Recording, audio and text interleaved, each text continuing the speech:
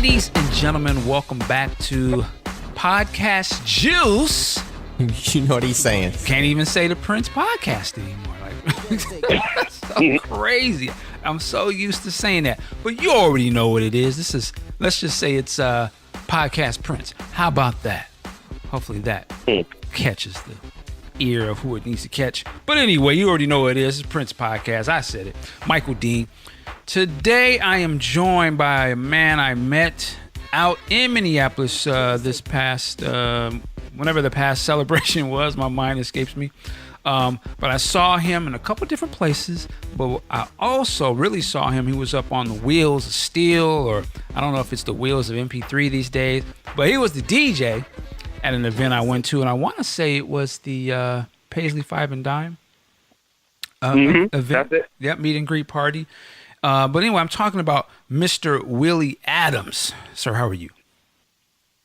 I'm good. How are you, man?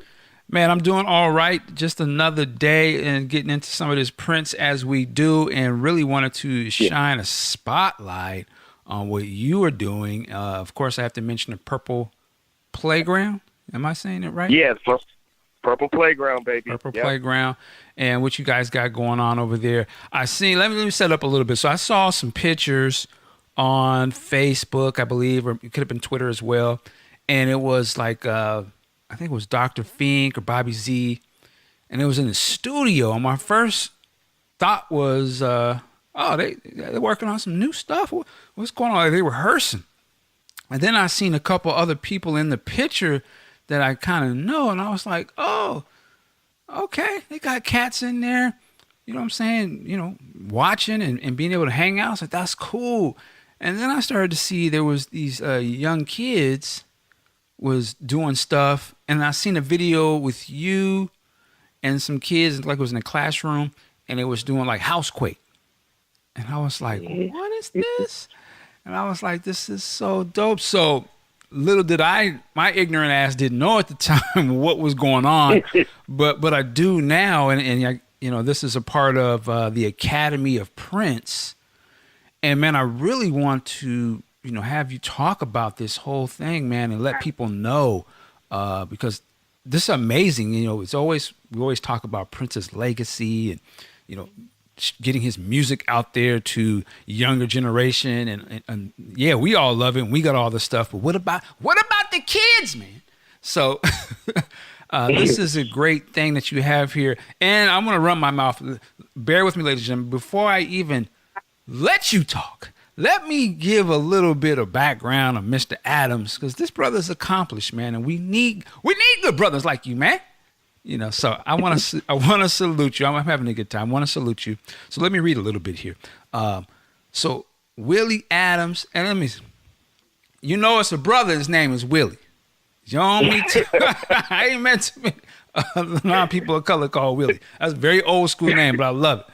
Willie Adams is a seasoned and dedicated teacher and mentor with an undying passion for quality in education. Now listen to this. He has received a Bachelor of Arts degree in Film and Media Studies from the University of California, Irvine.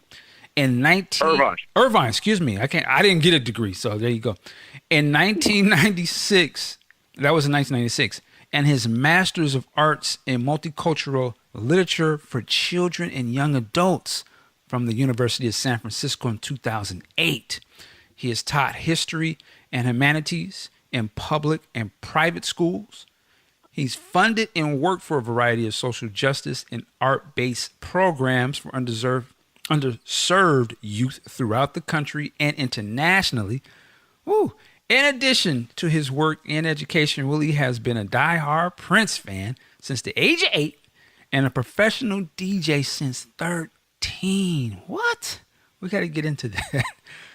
In the 1990s, he was a hip-hop music director and on-air personality at KUCI 89.9 FM. I don't know if that's how they say that, but Irvine, California, and that was from 1991 to 96. He's also been DJing Prince parties in LA and Orange County in 93, and has DJed Prince parties in the US, England, and Australia. So this brother's international. All right. is currently a vocalist and DJ in the Prince tribute band, the Purple Ones. I did not know that, man. And is an active board member of Purple Playground. I'm about to say Purple Underground. It's a whole other situation. A Purple Playground, a nonprofit established after Prince's death to carry on his legacy of music education for youth. The Academy of Prince was Purple Playground's inaugural one-week summer program where 12 kids learned Prince history and wrote and recorded original songs and had members of who? The Revolution and The Time play on their recordings. At this point, Willie already drops the mic before he spoke. But man, very impressive, man. Just to get into this first, talk to us about the Academy of Prince and how that came to be. Okay. Yeah, so the Academy of Prince came together when myself and Heidi Vader, I can't even begin to talk about any of this without talking about and shouting out Heidi, my sister. It was really after Prince's death, I went to Minneapolis. I think this was in September. The Revolution did a series of shows at First Ave, and Questlove was DJing. This was in September, I want to say 2014, 15.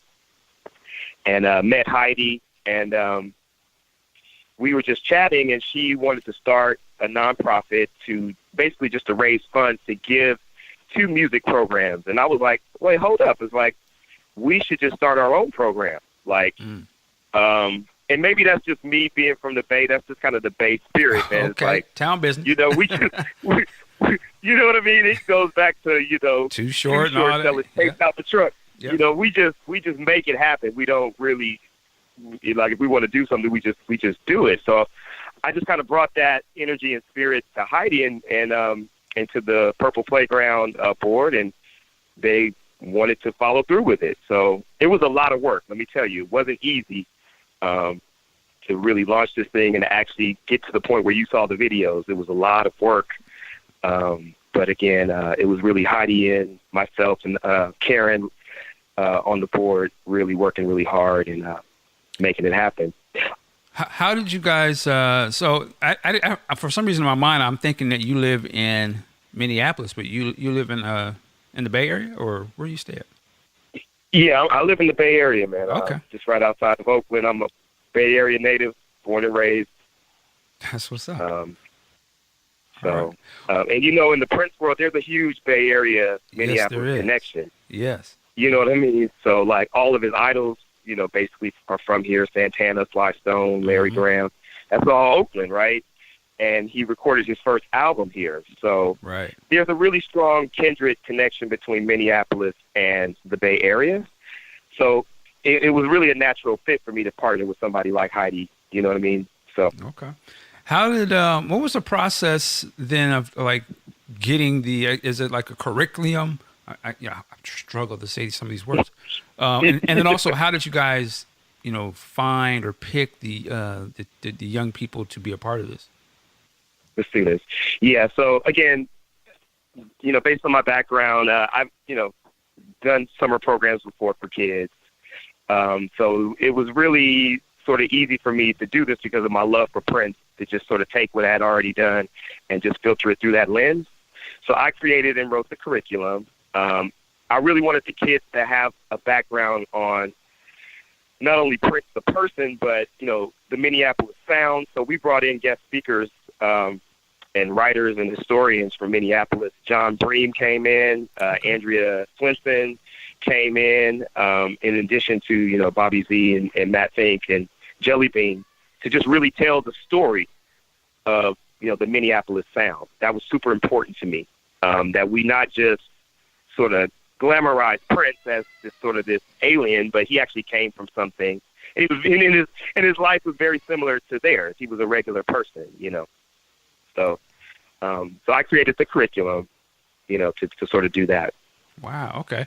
And then the other part was, how did you guys find the kids to come in and learn this program? That was interesting. We sort of sent the word out in April at the celebration, just a call asking kids to apply to to just fill out. It was a very simple application process, and then you sent us a short video of yourself either singing or doing whatever it is that you do. And we thought we would get like thousands of applications, but we really didn't. We didn't get a whole lot at first. You know what I mean? I think Prince is a little bit removed from this generation. You know what I mean? So I think unless you're a real music head and you're 12, 13 years old, it might not even be on your radar screen. Right. So we didn't get a whole lot of applications at first, but they just started trickling in around June. And by the time June hit, we had 12 solid kids who wanted to do the program, who were ready to rock and roll. And I think when you're doing any program, you want to make sure you get the right students. Like, you don't ever want to force kids to try to do something just if they're not really into it. So we got the right kids. I mean, they were fired up. They really wanted to learn, and it was awesome. Interesting. So now, were these? I imagine, were the parents Prince fans, or like, how did they know to hear about this? I was curious. Right. Yeah. So most of the parents, were diehard Prince fans. Okay. And they just wanted their kids, just like I would want my son to be exposed to his music and his legacy, and to have the opportunity to write and record their own music. So yeah, a lot of the parents were definitely fans, which was awesome, actually. Oh, tight. And super supportive. We had one parent made snacks every day. It was awesome. You know, nice. It was really a communal family thing. Okay, and the other question is, did this cost something for your parents, or did you have to pay, or this? How did this work? So no, it was actually the students did not have to pay for anything. We did a fundraising campaign again that really started in April, and the community really stepped up and made this happen. So this is really for everybody. And the reason why I'm even doing the podcast is it's not really about me. It's more, I want the folks who actually donated and gave money to really hear the story and to understand that what they did was super impactful and transformative for these kids. And so I got to shout out everybody who, even if you gave $5, $2, it all helped, and it all made it possible for us to do this. And so this is incredible. And I don't know why I didn't know much about this before it happened, but so you guys created basically a school, it was a 1 week sort of course, but hands-on with, the revolution, members of the revolution, and the time to come in and to educate these kids about Prince's music. My understanding is they actually created a song or songs, right? Yeah. So again, that was Heidi. Heidi being really a legend in Minneapolis in the music scene, having been in it since the 80s. She's connected to Bobby Z and Matt Fink. She knows them personally. So, and Jelly Bean Johnson, they're good friends. So when we got organized and I had the curriculum ready and we were really ready to rock and roll, and she asked them to participate, I got to thank them. They wholeheartedly gave their time and their talent for these kids, and it was really a beautiful thing. So, wow. What studio was that where you guys were recording all that stuff? Okay, so this is actually very important too. We got to shout out T.C. Ellis, because I don't know if the listeners know, but he should actually be on your podcast. Yeah. To interview this cat. That's true. He after Graffiti Bridge, he started. He got into the education world and started a school in St. Paul called the High School for the Recording Arts. And it's a beautiful facility in St. Paul where kids and homeless kids can come to not only learn and get, digital arts and music recording training, but they can get their GED. And he helps them with housing. It's really an amazing thing that he's doing for the community. So we presented the idea to TC in the High School of Recording Arts, and he he gifted us the space to be able to work there. So big shout out to T.C. Ellis. Wow, amazing. See, this is the thing I love when you hear about, real people doing stuff. It's so easy for us sometimes as fans. Somebody you say, "Oh yeah, well T.C. Ellis. Oh, you mean T.C. Ellis that was in Graffiti Bridge? Oh man, listen, T.C. First of all, T.C. Ellis will beat your ass. But second of all, TCL is that's so dope that he actually is doing educational work and is actually helping these children, man, and pushing it forward. And for him to be able to have resources to make available to you guys is awesome. And the other thing too, man, is I was going to ask you. Now, you guys did all of this, Purple Playground. Shout out to Heidi and everybody involved. Did you have to? I mean, this was you guys doing this. This wasn't like, oh, we had to go to Paisley Park or the estate and get them. It was just basically fans coming together. Am I right? Yeah, this was strictly grassroots. We did not, and it wasn't anything malicious, but we didn't get any support or anything from Paisley Park or the estate. They did ask us to actually make some modifications out of respect for certain things, but no, this was all grassroots. This is the community coming together. This is the people coming together to make this happen for these kids. And I'm glad you said that. And I didn't mean to throw shade at the estate. I was just wanted to make the point. Oh, no. Yeah, I just wanted to make the point that you don't have to wait. Like, we can do stuff. The fans, we can go online and argue about this and that and the third, but we can actually, if we want to, put boots on the ground, really get something popping off. And in this case, you guys got something that was, one, teaching the younger kids about Prince, the music, and y'all didn't have to wait. Like, y'all, I just think that's so dope that y'all came together and just made it happen, man. And like, it impacted on these kids to maybe one of them may want to actually, you know what, I want to do music, or I want to learn about this, or maybe they just like learned the work ethic of what it takes to do this stuff. Maybe they, they're into whoever they're into musically, but then to actually see it for themselves and go in the studio. I don't know if this was their first time going to the studio or what, but I imagine, what did you think the kids walked away with out of this? That's the thing about, well, first of all, I want to say Purple Playground has nothing but respect for the estate. And I would say if you want to do something, you need to respect their rules and parameters. You don't necessarily have to like them or agree with them, but the estate has a responsibility to hold up the legacy as well. So if you want to do something, just make sure it's legit, like what we did. But in terms of the impact it's going to have on the kids, as a teacher, you kind of never really know. I mean, as teachers, we plant seeds, and you just hope that they grow and blossom. I saw kids transform over the couple of days, because in reality, Michael and everybody, we all love learning. I mean, that's just intrinsic. When we're kids, we love to learn new stuff. You're taught that school is boring or school is a task. But when you present learning as fun and something active, kids will take to it like a fish to water and just go beyond your expectations, and that's what happened. So, like I said, we had 12 kids. What we did was we divided them into 4 groups of 3. So they had to collaborate and work together to come up with songs. And at the end of the week, we have 4 original songs that these kids wrote, all inspired by the learning that they received that week. And that's what it's about. Okay. What was the, give me the story on, that footage when they was doing Housequake. What was that about? So that's me, like every day we start, you got to get up and move. We always talked about the funk, and I start every day out like, where's the funk? Where's the funk? And then the kids we just get a rhythm going, and that always brings us back together. And so every day we would start off with the Housequake dance. I would play Housequake, and that's how we got our blood moving, and we got the funk in us. So wow. You saw some footage of that. We also taught them the bird. Okay. And they had never seen it before. They had never heard the song before. So that was awesome, just being around little kids and exposing them to stuff for the first time and seeing them just bug out on how cool it is, right? So yeah, that's what that was.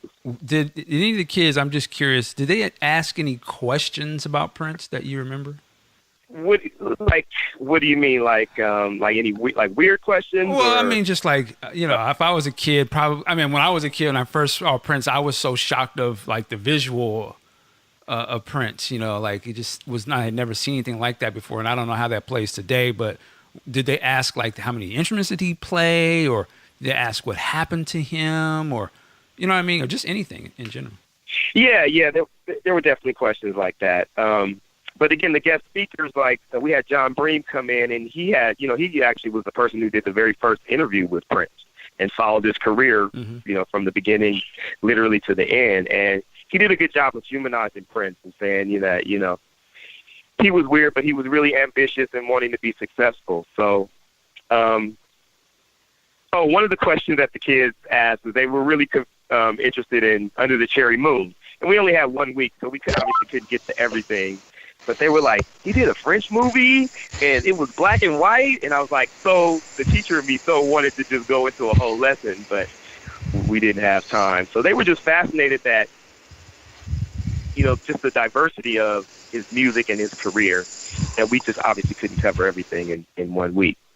But that's a beautiful thing. We always want to keep them guessing. We always want to keep them asking questions.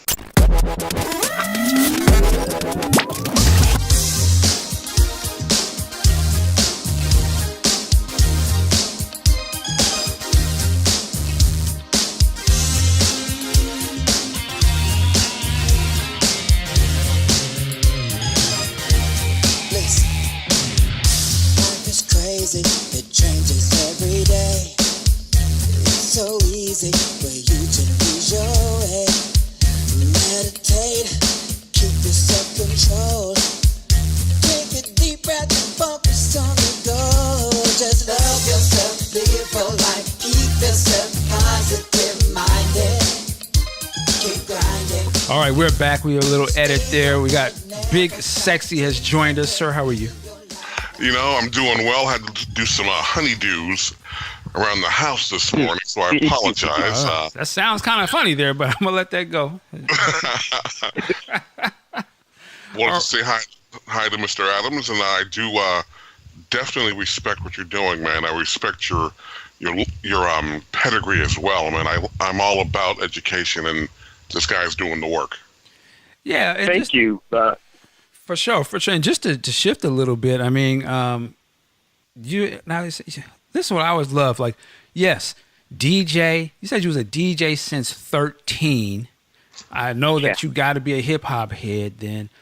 But how does it? So I want to go into that, but also, man, when did you decide? You know what? Let me get in these books and let me go to school and do all this and that. So take me back to 13. How did you become a DJ at 13? So, man, again, like everybody, I always loved music. I'm a 70s baby, raised in the 80s. So, as a child, Earth, Wind and Fire, Harold Melvin and the Blue Notes, Marvin Gaye, fell in love with soul music.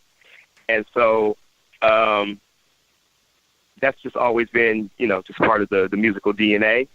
I heard Prince at 8. I have 2 older sisters, who were like 13, 14. So I Want to Be Your Lover came on the radio, man. I remember like it was yesterday. Mama, turn up the radio. Here comes that guitar lick. Ding, ding, ding. The back seat just turned into a party. And I'm like, what is this, man? Me and my sisters are just jamming. And I just remembered that song. I didn't know it was Prince at the time. I just remembered that song. I remembered that feeling. And so when I heard it again, I just was sort of hooked. So it was really through my older sisters that I got into Prince. Controversy, I'm listening to Controversy at 9, 10 years old. You know what I'm saying? So at 13, that's when Run DMC came out with Peter Piper. And that's when I fell in love with Jam Master Jay. And I was like, I want to be a DJ. That's what I want to do. Like, I fell in love with that. Like, everybody else wanted to rap. But I was like, I want to be a DJ. Like, that's what it is. Well, and, the DJ was the shit back then. That was the main thing, right? I mean, the DJ was just as big, if not bigger, than the rappers to some degree. Exactly, but it was just something really about Jam Master Jay and the way he could command the records and cut and scratch that just really just blew me away. But when I was 13, to get back how I got to be a DJ, when I was 13, here in the Bay Area, there was a local DJ legend, and he passed away recently. His name was Cameron Paul. He did this 15-minute Prince mix where he took, again, this is 85, so he only had, from For You to Purple Rain. Around the World in a Day hadn't even come out. And he did a 15-minute mix, a Prince mix. And, you know, I stayed up all night and recorded it. And I used to just listen to that thing like till the tape broke. You know what I mean? It just fascinated me. And me being creative, we only had one turntable and a tape recorder. I was like, man, I'm going to figure out how Cameron Paul did this. So I started buying all the Prince records, and I tried to recreate his mix by taping 4 bars of I Want to Be Your Lover, hit pause, so on, let's work. You know what I'm saying? Yeah. Like I'm DJing on the tape deck. You know what I mean? Trying to be Cameron Paul. And That's what's up. again, the passion never died. And as I got older, I eventually got my own equipment, and that's where it all started. So just to give the listeners, some of the younger listeners, because you said something that might go over their heads a little bit. You said I had to stay up all night, record it. He's talking about recorded off the radio with no internet back then, the computers, and you would record stuff off the radio, and then that's how you got your jams, really. And you play that tape over and over. You probably dub it, get you one of them double cassette tape things on the boom Exactly. and dub it over and put some other songs. Yeah, man. Exactly. That was it, man. But it was started off with tape, and you know, again, one turntable and a cassette player, and just an imagination. You know what I mean? And a love for music. That's where it started for me. Now, were you in any groups back then, in terms of like, I don't know, rap groups or hip hop thing or something like that? Not really back then. In high school, I started DJing like all the football and basketball games. Okay. And that's where I really learned how to really cut and scratch. We had a really well-known stage crew back when I was in high school. So I joined that, and that's where I really learned the mechanics of it and really how to rock a party and like what songs work. But also too, I went to the same high school with MC Hammer. Oh, So really? when I was a freshman, Hammer was just coming out with Ring 'Em and Yeah. Let's Get It Started. You know what I'm saying? Yes, sir. So when Hammer really blew with Please Hammer Don't Hurt Him, if you know anything about that album, he has like 10 Prince samples on that album. He's got With Doves Cry, Soft and Wet. He's all over the place. That's so what's up. I Burrell made Brothers. the connection. Yeah. I made the connection. Like Hammer was ahead. So. Okay, that's so funny. There was like a brief moment in time. This is around the same time when he came to Seattle. We was almost gonna try and hook up with them and see if we could get put on or something. I always shout out Hammer. He's dope. Yeah. So, and then also at the same time, I mean, you in the Bay Area. I mean, you have like Too Short popping off. You know, E40 and all that stuff. What was that like to be in that area when all that stuff was going down? It was crazy. It was like having, local legends become superheroes, like literally right in front of your eyes. Like 1 minute I'm seeing MC Hammer dancing in my high school gym, and 3 months later he's on MTV. You know what I mean? It just made, and same thing with Too Short. It just made you feel as a youngster like I could do anything. Like I could be successful. Like I could do this. They were just super inspirational. Not to mention that their music was off the hook. Right. But I also got to bring it back to Prince, man. Like, you got to realize after the revolution broke up, he came to the Bay to get his band. Right. So Sheila, Levi, Miko, Bonnie Boyer, these are all Bay folks. So I was really proud then. Like, when Sign of the Times came out, I was super proud. Like, those are my folks up there rocking with the God. You know what I mean? So there was just a lot of Bay love. It was a lot of Bay love, man, back then in rap and in the Prince world, too. Yeah, that's incredible that he did that, and all of you guys were pretty much ready. I mean, like you said, Bay is a music town. A lot of people forget, like obviously Raphael Sadiq and Tony is coming out of there, among other things. But y'all was ready. Was there like a thing where like everybody knew like you did something, like you rap or you're a musician or something?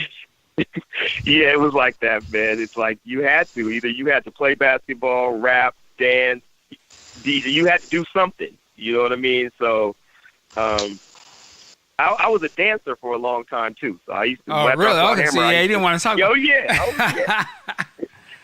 Yes, sir. Yes, sir. Let's get into it. Now, we used to get it in with the dancers. Don't get it tangled up, man. I used to get it in. I love that because sometimes we forget dance was such a big and important part of the culture. I don't know what you're talking about, hip hop or R&B or whatever. The dancers was just as important. The dances were just as important, right?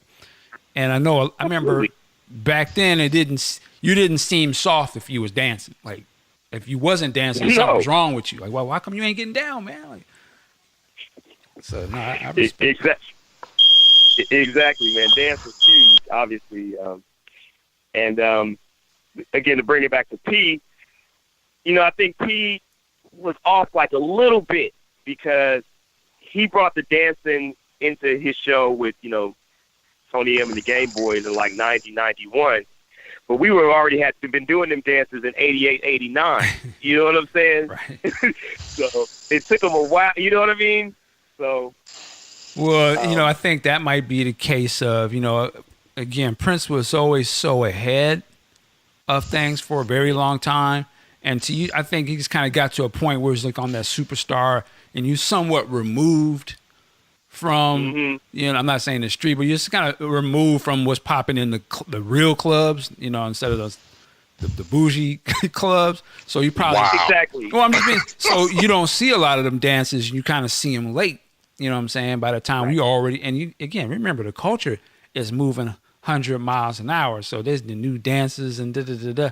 So I understand what you're saying by that. And that's not a diss at all. That's just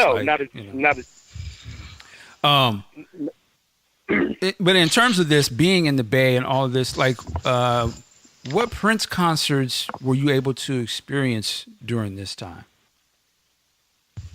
So I was actually the first Prince concert that I got to see personally was Love Sexy, 88. That was my first show.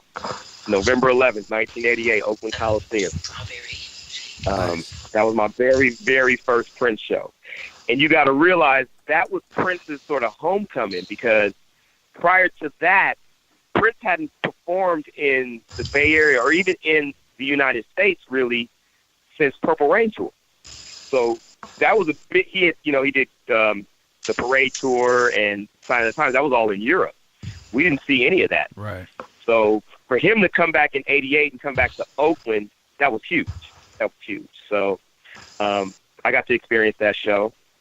And then like in the '90s with the Emancipation tour, he did a couple shows there. I got to see some after shows. Okay. I got to see some really incredible stuff with P here in the Bay Area. I got to see him perform with Larry Graham and Cynthia from Sly and the Family Stone.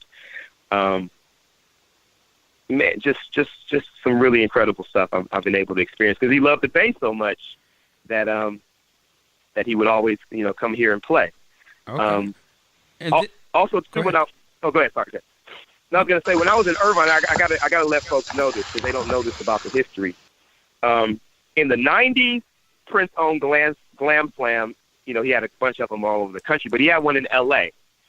And when I was the rap music director, Prince would let artists like the Tribe Called Quest, Wu-Tang Clan, the Alcohol, like all Far Side, he would let them perform and have their record release parties at Glam Slam. None of the other clubs would really let hip-hop acts perform. He would open the doors. So he's a huge, he understood the value of it. Even if he didn't get it, he knew that something culturally was happening, and he gave artists an opportunity and a space to perform. So at his club. So all right. Also, I wanted to ask you too about because I know the Bay Area, they really get it in terms of putting on some great Prince parties that they have in those areas. I even went to. I think about it now. I went to a couple of those back in the '90s, actually, late '90s. The Bay Area parties. Have you ever been to any of those? Shout out to people like Gigi. It's your boy Alfonso. He's out there too, right? Alfonso Star, yeah. Yeah. Yeah. And then before even them, there was a group called the Dream Factory. Okay. In the early 90s with Bobby Thomas and Earl D. They were I used to look up to those guys too. but there's always been a party scene here in the Bay Area. I would say it goes back to the early '90s. We would just get together, man, and just play all Prince all night long. And sometimes it would be at someone's house, and it would be sort of discreet, and sometimes we would get nightclubs. But that's been jumping off in the Bay Area, since the early '90s. Just straight up, strictly Prince parties. Wow. All right. Listen. And then I wanted to ask you too, for yourself, man, in terms of like, doing these things here. How do you transition, or what makes you say, you know what, I want to get into education? Like, I want to get to let me go get my degree game going, but also like, to be a teacher. You know what I'm saying? Like, what pushes you into that realm? Yeah, I think honestly, like teaching, just like being a musician, is something you do, but it's who you are. It's like Prince was a musician. Like, that's what he was. That's who he was. And I'm a teacher. That's just what I do. That's intrinsically who I am, whether I'm professional and I have a degree, or if I was somebody, rapping to kids on the corner, gaming them up. I'm an educator. That's just what I do. That's my responsibility to the community. So it was real easy for me to stay focused and go through college and get my master's degree and get all that stuff, because this feels like this is what I'm supposed to be doing. Wow. Okay. So the beautiful thing with Purple Playground, though, is now I just feel like at this point in my life, now the stars have lined up. My passion for music and DJing, my passion for education, and upholding Prince's legacy have all sort of come together with Purple Playground and the Academy. And I'm able to just like really, really do me, like fully. So it's really beautiful. And thank you so much, Michael. You don't realize how important this podcast is, this forum is, because, 50 years from now, I predict that students who want to learn about Prince, they're going to have to go and listen back to me talking about this and all the people you've interviewed. You know what I mean? That's going to be this. That's how they're going to learn. So what you're doing is extremely important, too, in terms of preserving the legacy. So I got to shout you out. Well, thank you, man. Yeah, I got to shout you out. It's the same thing with you, man. It's just like, your passion for this and wanting to shine a light on things. And so it all comes together. So in terms of, this sort of educational methods that you guys are doing, I'd imagine there are more things coming down the pike for more opportunities. Oh, absolutely. Absolutely. We'll definitely do the program again next summer. We're actually in the process right now of getting everything organized. I want to be able to offer it. I want more students to have the opportunity to experience it. So we'll try to open up the enrollment a little bit earlier. And really the goal, Michael, is for me, this is my life's work. I would love to move around the country and offer this opportunity to as many kids as possible, and the world too. I mean, Prince affected people all over the world. He was an ambassador. Yes. So I would love to go back to Australia and teach the kids the academy down there. Go back to England and take it all over, because our job as teachers are to plant seeds. And I believe the next Prince will probably come from the academy, or will be exposed from that. So okay, in that spirit, it's work for sure. Hey, listen. Y'all doing the work. That song's, you're doing everything that song talked about. I'm just curious, what had got you? How did you get to Australia? You said you were DJing. You said you were DJing in Australia. Yeah. So I've just been lucky again to through P and through my connections and meeting fans to travel and get to play. So in 2013, I went down to Australia. I hooked up with a cat out there, a big Prince head named Adam. And he has a band called Lake Minnetonka. And, these Australian cats, man, funky as heck. Getting it in. And went down there and linked up with them and did a party out there. And and that was in 2013. I actually lived in England in 90. After I graduated college, I lived in England 96, 97. That's when Emancipation came out. And, real quick story. I had a voice agent because I did radio. I had a voice agent, and I used to do radio commercials in the UK. Wow. Whenever they needed a Black American accent, they call Willie. You know what I'm saying? So, Call Willie. call Willie, man. We selling Saints off. That name call came Willie. in. That name worked. Right? I'm just messing. Right. So I met this cat. His name was John Sachs, and he was a producer. And he heard me, and he was like, "Oh man, I can get you work or whatever." And he called me. He said, "Come down to the office." I go down to the office. The very first assignment I get, Prince, Emancipation album release. Wow. That's the very first commercial I do is for Pete. So Amazing. In England, man. So I was the voice for all the adverts, man, for Emancipation in '96, all over Europe, all over the UK. Wow, man. Well, was the UK, but it ain't the UK no more. But I yeah, tip man. my hat to you, man. You making things happen, man. You doing things. It's good to hear. You hear other people and just their stories, and I'm like listening to you. I'm like, man, this brother is pushing forward, whatever he's doing. You know what I'm saying? There's no boundaries to it. You're out there moving. We ain't even talked about. Ain't forgot. We ain't even got into the purple ones yet. But man, so many hats. So talk to me. You got the tribute band. What's the status on that? Yeah, so the Purple Ones is a Bay Area. There's a lot of tribute bands, obviously, all over the country, but in the Bay Area, there's a couple, and one of the most prominent ones is the Purple Ones. They've been around for about 6 years. Levi Caesar is the musical director. Oh, really? Okay. And yeah, he's the guitarist and musical director. I'm gonna be talking to Levi it's next week, so I'm gonna ask him about that. Oh yeah, definitely ask him. We just did a gig last night, actually. All right. So yeah, I've been working with them about 2 years. And it's a 12-piece band. So you got 4 horns. Wow. They just really do an awesome job of interpreting the music.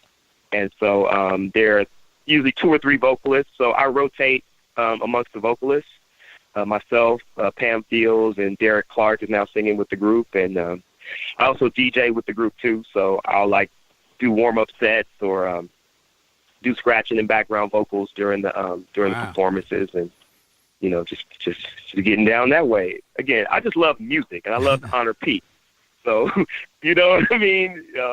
However I got to get down, that's how I get down. I love it. And then with all of that we've talked about so far, your number one job, you're doing all these things, but you still have such an important job is the fact that you are a father, right? Like it just blows my mind that it's so active, but you still, have that responsibility of being a dad and doing that whole thing. I mean, how do you juggle all these things and being a parent?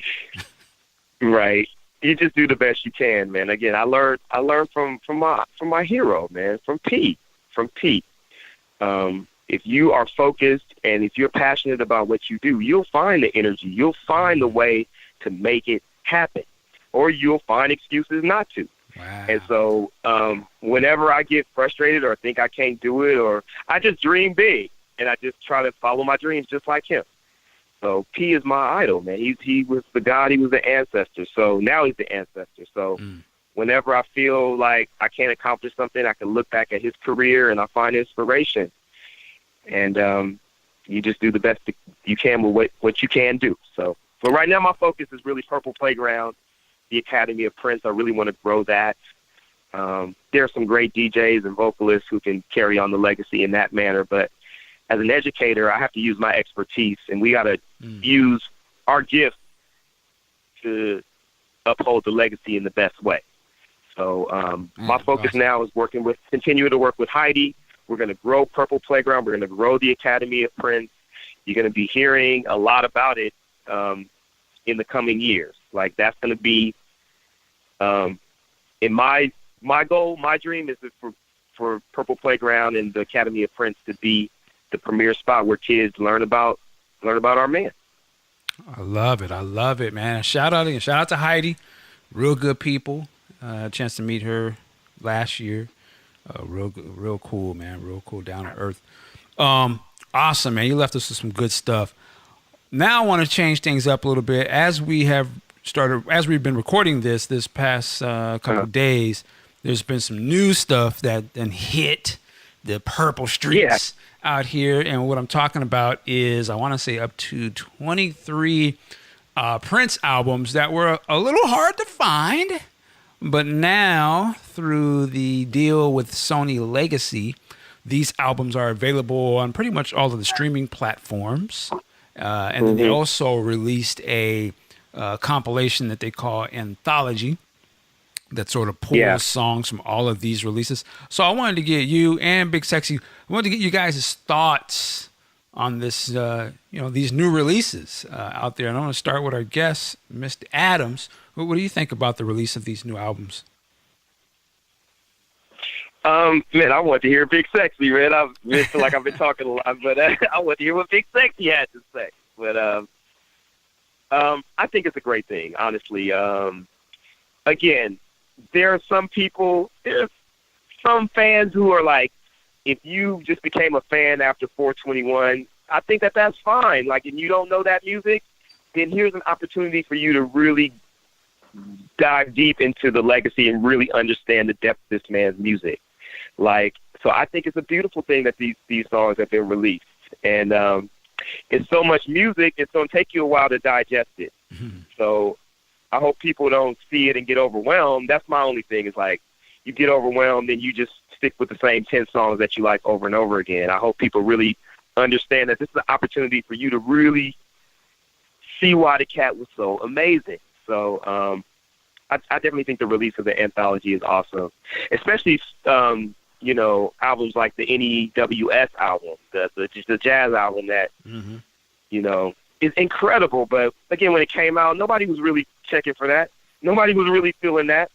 A lot of these albums, I'm going to keep it 100.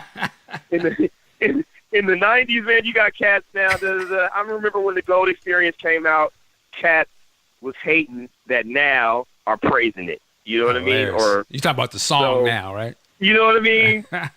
Yeah. So that's sort of my take on it. I think it's a beautiful thing. All right. Big Sexy, sir. Well, it's like Willie said, a lot of these things haven't been widely available until now. And a lot of them, did catch a little bit of shade for being different than Purple Rain or Little Red Corvette. I think it's great because when you look at the sampling of all the albums, you get live stuff, you get jazz stuff, you get NPG Music Club stuff, you get, stuff that was released in the papers like 2010, which was woefully underpromoted, so it's good. And you get the Gold Experience, which is a story by itself, because that was the album that was right in the midst of the whole beef with him and Warner's. So you get it all, and I think it's great. Now, the Crystal Ball, if that's the 5 CD Crystal Ball set, you're in for a treat with that too. There's so much to digest, and for people new to this and they jump in, now generally I do not like streaming services, but for something like this with such a volume, they can sit down and think, well, let me just jump in and listen to this, listen to that, listen to this, and get a little more clarity about the work. Because, again, I'm looking at the list now, Rainbow Children's on it. That album is brilliant. Because I've listened to that several times, and every time I hear it, I hear something new. And that's what makes an album really stand out. So this is great. Now, the collection of the Anthology, it's a good cross-sampling, but it's not in chronological order. But what are you going to do? What are you going to do? Right. I'm glad it's out there. Yeah. Right. And Michael, you made a good point on Facebook about the most beautiful girl in the world, how that is like mysteriously sort of absent from this anthology. I'm wondering what your thoughts and opinions are on that. Well, yeah, I was saying it's not listed on the Gold Experience album as it should be, right? But after doing some digging and seeing some other people talk about it, apparently there was a plagiarism case out of Italy involving Prince and that song, and Prince lost that suit, if I'm speaking correctly. And I guess a part of that was, Warner Brothers or the estate is not able to be distributing that song until they get that matter cleared up. So I think that may be the reason why we really are not seeing that on this release. Which is, and it's unfortunate, but because that's such that song has a great history about why that song was important. You know what I'm saying? Even just the song itself, but in terms of like what that does for Prince business wise and what that meant for artists. But aside from that, to me, I think this is cool. I look at this more in the terms of years from now, how I can see this would be very beneficial, because there are, again, a lot of new fans to Prince, young and old, who are probably going to hear the bigger hits, right? Which I have no problem with that. Those are great songs. And I think those would just be the gate, I'm going to be careful with my word. It'd be the gateway thing to bring them in. And then when they go to whatever streaming service they like and they see all of this stuff, they're in for a treat, No matter where they start, there are going to be good songs from them to hear. And I just think, looking at these covers, and it's like, Prince is, the visuals is just as important. And to me, I think that they all sort of grab your attention. Like, you want to, what is this? What's this one about? This isn't Purple Rain, or this isn't, this is something totally different. And I think there's just so much to choose from. I can imagine people will just sample and pull different songs and add to their playlist and be like, oh, this is cool, And I also think that there is such a, it's like when you bite off a little bit, there's so much more deeper for all of these albums. I think like if it's a new fan and they start getting into this and they go read about some of this stuff, they're going to be like, whoa, I didn't know this guy he planned ahead so much, or there was this backstory that went with this that I had no idea about. So I think it's just like when the person does dive in, there's so much for them that it's just incredible. So it's like it's all, it's all there musically, and they're going to be like, whoa, and then they're going to read shit, and they're going to hear these podcasts, and they'll be like, oh, that's why. You know what I mean? And then, and then, when they get into that, somehow they're going to hear like some unreleased shit, and their head is just going to explode, because it's just like, it don't make no sense. How can one person have all this? Right. So I think it's a great thing, for us as the hardcore fans, I got that. But this not really for us per se. This is that legacy push forward to like, we're just going to open it out, and it's going to be important, way more important later for newer people coming up. And that, lastly, I would say that anthology thing, to me, that is, I look at it as a playlist. But again, if I was not a Prince fan and I just knew certain songs and I saw this on there and I was like, oh, this is like, a compilation thing, I'm going to listen to this because I don't know the backstory. I just know that these are songs, and I imagine they must be good because they're putting them all on one thing for me. And again, I think that's a gateway drug to get you to want to hear the other stuff, because you'll be like, oh, I like Black Sweat. I want to go, what album is that from? Oh, okay, let me check that out. Or Emancipation. What? Oh, that's a 3-album set? Huh? So that's how I look at it, man. Yeah.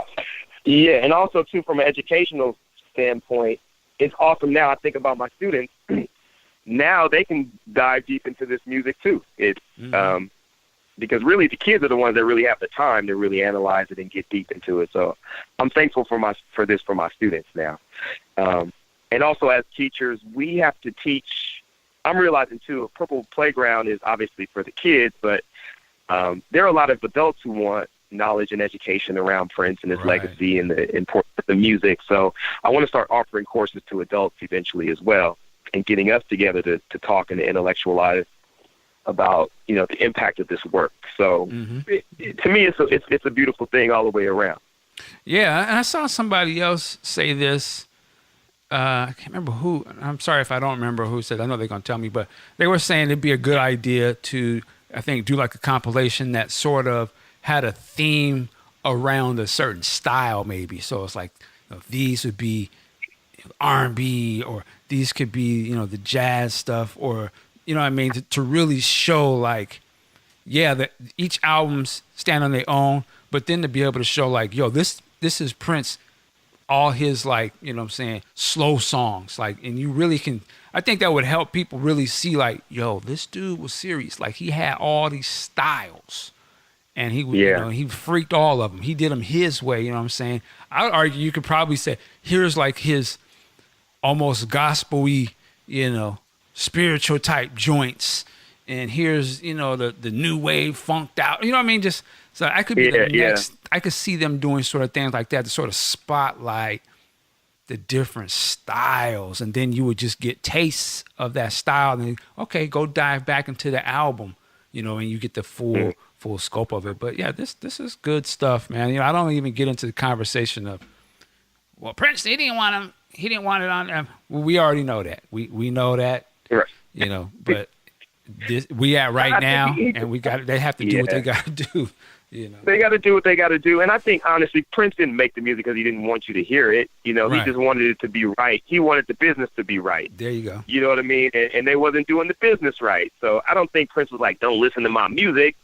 He obviously made it for us to listen to. And there's messages in there. To me, there's morals and life lessons in that music.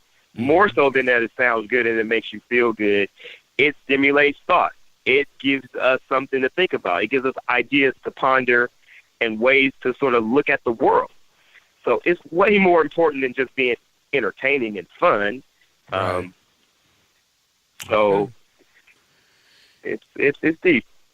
Yeah, man. So yeah, it's a lot of great music there. I guess the next thing, I think we had talked about this on a other podcast when we talked about the Sony deal, and we were talking, we were talking about CDs, and I was kind of questioning how are they going to drop 20 CDs of albums in the store, like where do they do that? And then the other conversation was about remastering things. So I do think that there is an opportunity though to maybe sort of pick some of these projects to do like they did Purple Rain deluxe editions, and I would, I don't know if you would agree. I would say, Sign of Times would be a prime one to, do some sort of remaster, then maybe throw in some other stuff to go with it. But having all of these albums out there is great. Now I'm like, okay, do it, whatever deal they got to do to get the Paisley Park releases on streaming. Let's get it, because we need to see the Madhouse albums, Jill Jones, Family. Exactly. I was just gonna say, there's a whole another catalog of associated artists that that hasn't even been tapped yet. So I think this is a good start. I predict that within the next 5 to 10 years, all this stuff hopefully will be available. We'll have access to it. Again, teachers can use it to teach.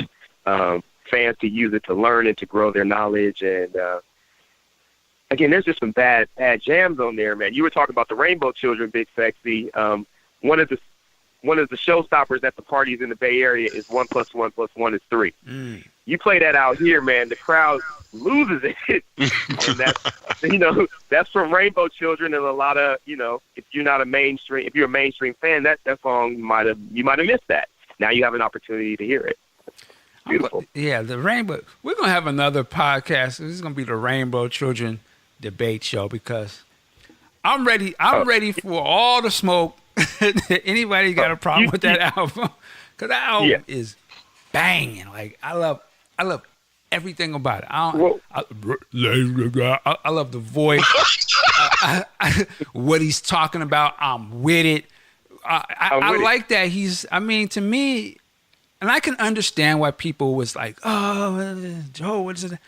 But to me, it's no different than I like, Public Enemy, and I like Big Daddy Kane and some of Rakim, and they be talking about religious stuff, a different ideology, and we like that because they doing that. And I think that's cool. I may not always agree with every little. I don't live by a lot of it, but I respect an artist that just says, yo, this is what we on right now. And boom, there it is. You know what I'm saying? So to me, Prince just did the same thing. I'm on this JW stuff. I'm on this Egyptian shit. I'm on some Martin Luther King. We need to get our family name type. I'm with all of that. I have no problem. I'm even on my Malcolm. I'm gonna call Abraham Lincoln a racist. I'm with the on smoke. my record. You know what I'm saying? You definitely need to have me on the show when you have that debate because, again, I'm just going to keep it 1,000. A lot of folks don't like that album because Prince is telling the truth, and that's probably one of the blackest albums that he did. Yeah, man. It's black. You know what I mean? He's talking about the plight and state of black folks. And people like to look at Prince as an icon and he embraced everyone, but he was really all about his blackness from the very beginning to the very end. He died wearing an afro. That wasn't no mistake. You know what I'm saying? He was black. And that is a very black and very spiritual record. And he's saying things that just aren't popular. And when you say stuff that aren't popular and you challenge people to think about things in a different way, you're going to get backlash. And that album got a lot of backlash when it came out. I don't know if I'm sure you cats remember, Yeah, man. people were not checking it. I mean, my man had discussions about it, right? It was like, he probably was like, I already know. We're going to open up the park. I mean, that was the first celebration, if I'm not mistaken. Like, yo. It was the second one. The second one? Okay, so yeah, he probably was like, I already know. We're going to have discussions. We're going to talk about this. Yeah. And I remember going to, that was the One Night Alone tour. Did any of you guys see that show? I saw that, yeah. It's one of my favorites. Rainbow Children? Oh, yes. Yeah. So I don't know what it was like when you saw it where you were, but in Oakland at the Paramount Theater, a lot of the audience sat down during all the Rainbow Children songs. And then remember the second set was like Kiss and whatever. And they getting up, hooping and hollering and dancing. But I could tell he was making people a little uncomfortable with the presentation of that music. And to me, I was applauding it. I was like, this is brilliant. This is an artist really challenging his audience. That's what artists are supposed to do. Mm-hmm. He was really pushing us in a way that he had never done before. And that's what great artists do. Yeah. So what was it like for you guys in your experience with that show? Go ahead, Big Sexy. Well, it's just like he said. The same thing happened as the way you presented it. 'Cause I don't know if you were there, Willie, in '93 at the Bill Graham Civic on the Act One tour, but it was the same type of thing. The bulk of the people in there didn't know the new stuff. You know, so he comes out with, you know, Family Name and things like that. People are looking like, well, what's this? I don't understand this. And then when people like you and I and Mike, we're like, yeah, this is what we want to hear. We want to hear the new stuff. We want to see what he's doing. We want to be challenged. And then for the second portion, you know, it's Kiss and Le Corvette and the chaos erupts. But it's like the first half, he's like, look, I want you to see where I am right now. Mm-hmm. This is where my headspace is. We'll get to stuff you guys know in a minute. But this is where I am right now. And when he got through that, you know, I was like, this is great. I loved it. I like being faced with new music and challenge like that. And like you said, I think it's an artist's responsibility to do that, to, you know, not necessarily educate, but to definitely make your audience think more and look outside the box. And that's what he did with this album. Yeah, when I saw that show, you know, again, this was when they had the music club was popping, where you got the, you know, the sound check and all that. So I had already seen that, and they was like, you can sit in those same seats before the show starts. I was front stage, so for us, we was on our feet. What? It was, I'll talk about it another time, but I was already done. So I was like, when that show came on, heaven, like I couldn't tell you what they was saying behind me because I didn't turn around. We was all in it to win it. He shut it down. But I knew was there like an intermission in that show or something? Oh, yes. I do remember hearing people in the lobby like, I didn't know that song. And he was like, I'm not playing that. But I was with it. I was like, hell yeah, that's right. That's why you come to the show. But yeah, I mean, but I loved it. But yeah, that album, like I said, man, that was, to me, one of his greatest albums because it was different. The music was so like spectacular. Like he raised the bar for himself on that album, man. It was just like, he killed that. So yeah, Rainbow Children, I always tell people, man, go check that out. I don't be like, you ain't ready for it. No, you ain't supposed to be ready for it. You're not supposed to be ready for no Prince. It's supposed to be some shit that's over your head, and you have to get ready. You know what I'm saying? He's supposed to be in front of you, and that album is probably going to be in front of Expectations. And I like, you just gotta just sit down. I always say, just sit down. You know, maybe get you a drink, turn the lights off, because the way that album starts, man, it's just so like mesmerizing. It just gets you rise. Right. I just like this. Yep. I was like, this motherfucker's in church. I could just see like some weird, funky ass sweating church, and they just getting into the word. Just I was like, So to me, it's just incredible, man. Yeah, not to mention the story, and also the musicianship on there. We got to shout out John Blackwell. Yeah, his drumming on there is incredible. Yeah, incredible. He was such a genius on those drums, and it really comes out on that album. And yeah. And I would say I think Rhonda plays on there as well. It's just brilliant. And to me, you know, that album, I always put them back to back because they're so close musically. Is the Expectation project, man? To me, that's just like you listen to Rainbow Children, take a second, and then go put on Expectation. Man, high watermark like this. It's just, to me, it's just an ill ass album, man. Musically, like, it's like, man, you'd be like, this Prince? It's like, yeah, man. Boy, damn, okay. Because it's just on some other shit to me. For me, that's like, this may sound crazy, but, and I think I said this before, if he would have some reason he had to just stop, just say, I'm done for the game, and he stopped at that point, I'd be straight. Like, I mean, not to say none of the other stuff is not banging, but to me, that was just like, for me, that was another peak, and I don't personally, from my own opinion, don't feel like he rose above that peak. And that's not, I'm not dissing none of the other stuff. I'm just saying from my own personal, like that was to me, it was just a whole other level of musicianship. The live shows, the album, he was on some other stuff, man. Without a doubt. All right. Well, ladies and gentlemen, listen, before we get out of here, where can they get more information about the Purple Playground? Yeah, so you can actually, again, big shout out to Heidi. She just completed revamping our website. Okay. Literally just last night, she sent me a text like, "Heidi, crazy. Here's a new website." I'm like, "What? You just built a new website?" So, yeah, purpleplayground.org. purpleplayground.org. You can get all the information about our mission, our programming, and just stay tuned to that for information for the next academy. And some adults have been asking me, are we going to do something for the adults? I'm working on that. I would love to get together and do some teaching with adults as well as the children. So stay tuned for that as well. All right. And I imagine, I haven't pulled it up, but I like to keep it funky. So we can go on there and donate so we can really get popping, so that we can get actual tangible resources to do stuff. Because I know everybody, we're going to talk about that. I like to have tangible resources. So is there a opportunity where I can go on there and actually put down some bread to help the cause? Is that on the site? Oh, absolutely. As soon as you click on the site, the first thing you see is donate. Because we need money, and not money. We just need money to give us the energy and, again, like you said, the resources to produce quality work for the kids.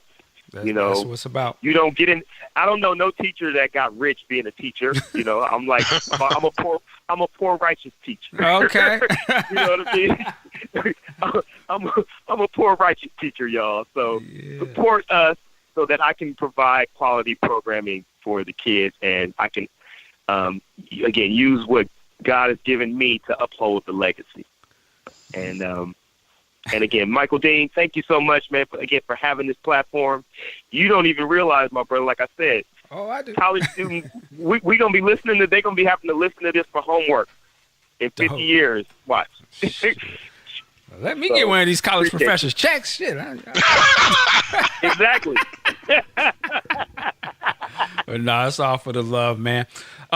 Big Sexy, where can people find you online?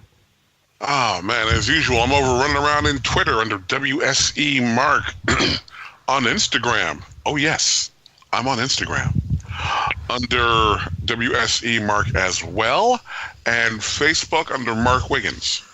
All right, ladies and gentlemen, you can check us out at podcastjuice.net. If you haven't, and if you can, please become a Patreon. Check out our Patreon page. It'll be on the show notes of this episode. We can always use the support to keep this thing rolling.